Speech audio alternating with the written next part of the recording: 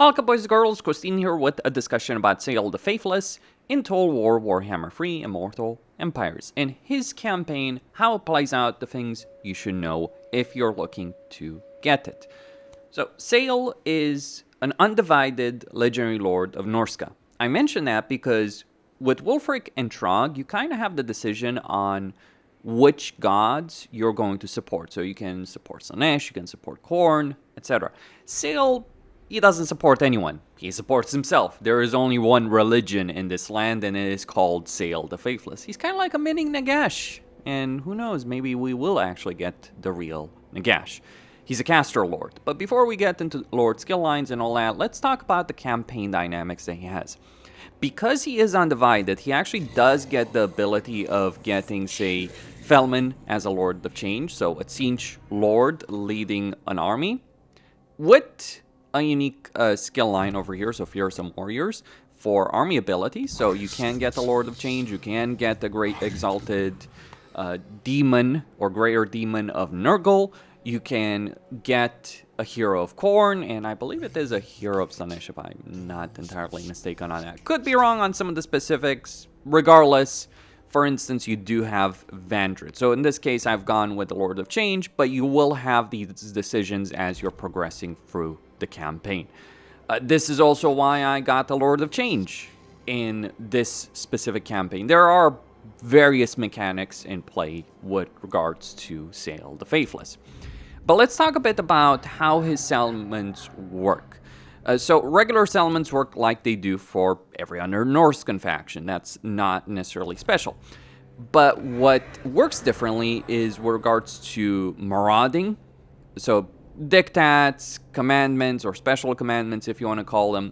He doesn't have a growth one, so his growth is actually the slowest of all of the NORSCA factions. Like Wulfric, he can go Slaanesh to increase growth. Trog has Troll Kingdom. That is one part where Creative Assembly didn't give Sayl something he needed. He has a bunch of buffs and debuffs, reminds me of the Changeling, but he doesn't have a way of getting growth. On the flip side, he does get more Chaos Warriors than everyone else, and he gets each type. So he gets Chaos Warriors with halberds, and Chaos Warriors with great weapons. Not the best Chaos Warriors, but he does have more of them available in his campaign than anyone else. So if we look at this campaign, if I just recruit a Lord right here, we can see that at the moment in this campaign, turn 39, I have 22 of each type.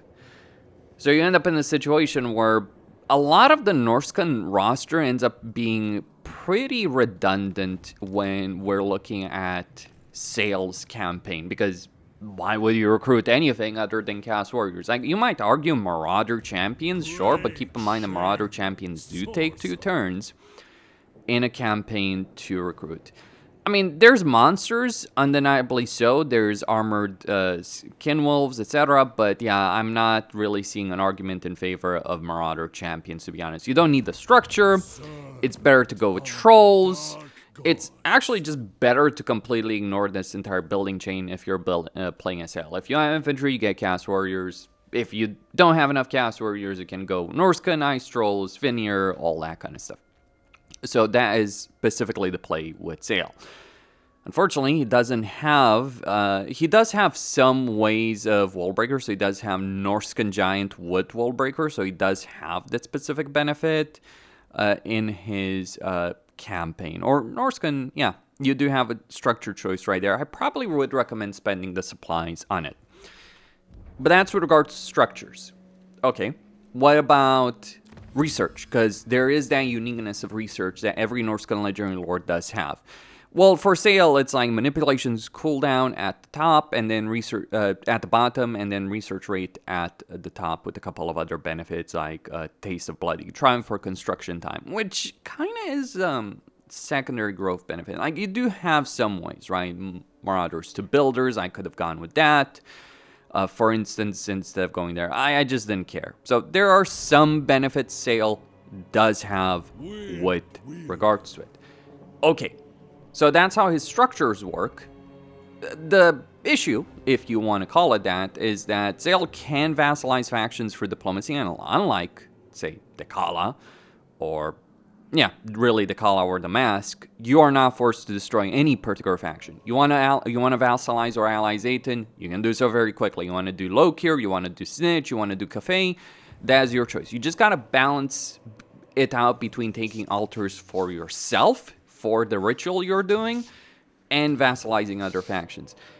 The thing I don't like about this is you end up having to conquer a vast amount of territory and then just do nothing with it, just hold it. In fact, I would dare say that getting control of the Great Bastion is good because you can use it as altars. It's not the best system in the world, and based on what I've read publicly on this, what CA themselves have stated is that they were inspired by mods. So there is a Sayl mod, Tribes in the North, if I'm not mistaken, and that did have Sayl. Clearly this is inspired by that, but then you have CA taking a mod, inspiration, and not thinking, okay, how do we make this better for pacing? Because a lot of mods are kind of designed around the idea of, it's like, oh, long campaigns, drag it on. But that's not how people play Warhammer free campaigns. It is the main issue I personally have with Tides of Torment, that kind of pacing issue. And also pushing the player into like, oh, you want to finish your campaign, you gotta do X, Y, and Z, right? It's not a fun system. Like, I'm gonna say it. And also, he does have this new province over here in Mountains End. That is genuinely one of the least interesting starting positions you could ever have for a campaign, because you're in a corner for NORSCA. The same NORSCA that's a naval expansion faction that's focused on raiding, sacking, and looting. I understand Sayl has different perspectives and different goals, but I really hope if they're going to do Nagash, they don't just drop him in Nagash's art, because that province sucks. Even more so than north of Cafe. Like, north of Cafe doesn't work out very well. Anyway, we then have manipulations. Now, the reason you're doing all these altars is to unlock ritual tiers. These give you various kinds of benefits for Chaos Warriors in particular. Like, you might say Marauder Champions are good, but you can get Berserk on Chaos Warriors. Weapon Strength, horrible regeneration for Chaos Spawn as well. I personally don't use much when we're looking at that, but all the same, just one of those factors. But why do you do those rituals, besides the victory condition? So you unlock various spells you do, which I'm sure auto-resolve quest spells is something I would strongly recommend if you're going to play NORSCA. But you unlock various quest spells, you do those quest spells, and then you unlock different tiers and manipulations. What do manipulations give you? It's mostly fluff. Like, it's like, oh, instantly gain 250 spoils. That's the most useful stuff. But it's a bunch of buffs and debuffs that you can use in your campaign. It's mainly stuff that affects enemy armies. That sounds great until you realize I'm NORSCA with Chaos Warriors. Like, you have a NORSCA army, and because of some of the changes in NORSCA that have been made, alongside Sayl's inherent capabilities, the new units, you have a powerful army. Like, if you didn't have Chaos Warriors, I would disagree. But between NORSCA and Ice Trolls and Chaos Warriors, what's the point? It's like, it's the same dynamic as the Changeling in the sense that you have a lot of power, but you've got nothing to use it on. And then we also put that together with, like, hero recruitment being very high tier. Like, yes, you can get Fimir Noble's capacity at tier 3, so you do start with a Fimir Noble. I've talked about the units themselves in a separate video, I'll link it at the end of this one. But yeah, suffice to say, Bjork Bearstruck is really, really good in combat. Like, this is a guy who you just charge into an enemy army and then cycle charge him in and out. He is extremely powerful. You also start with the Fimir Noble. They do have a growth benefit, so I guess that's the idea that CA goes with, except it doesn't work, because why would you play Sayl when you can play Trog? Because if you want to play a NORSCA campaign, I would recommend Trog, really. Less fluff, better starting position, better campaign dynamic. Yes, we are going for Omens of Destruction 2.0. More like Shadows of Change 2.0, but that's a different discussion.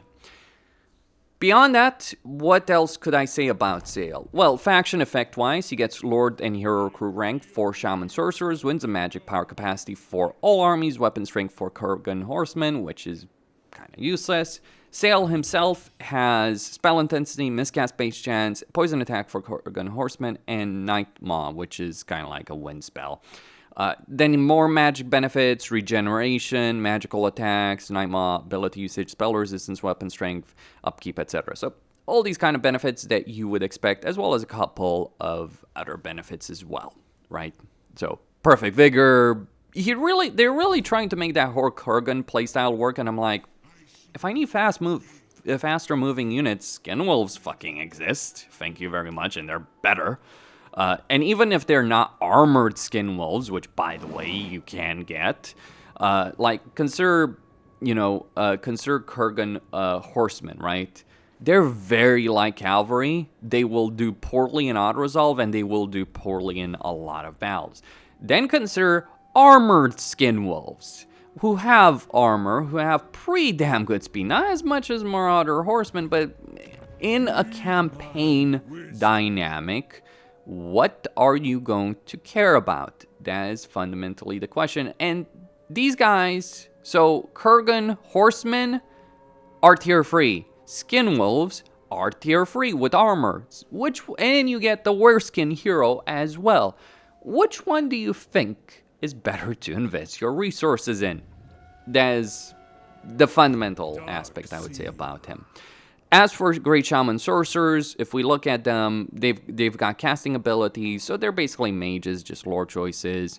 Casualty replenishment, recruitment cost, local recruitment capacity, wins and magic benefits. Not necessarily all that special from that perspective, though they do have war mammoths, so you could use them. Personally, I'm probably more in line with the idea of using Marauder Chieftains, but if we look at them, they've got fire, metal, and death, but yeah, I probably would go Marauder Chieftains. Maybe they should have added the third lore choice. Some people have talked about that, but I don't know. That's all I had to say. Questine signing out. Don't forget to subscribe, like, and enable notifications, and if you do enjoy my content, consider donating via PayPal or Patreon. Links in the description of this video. Stay tuned.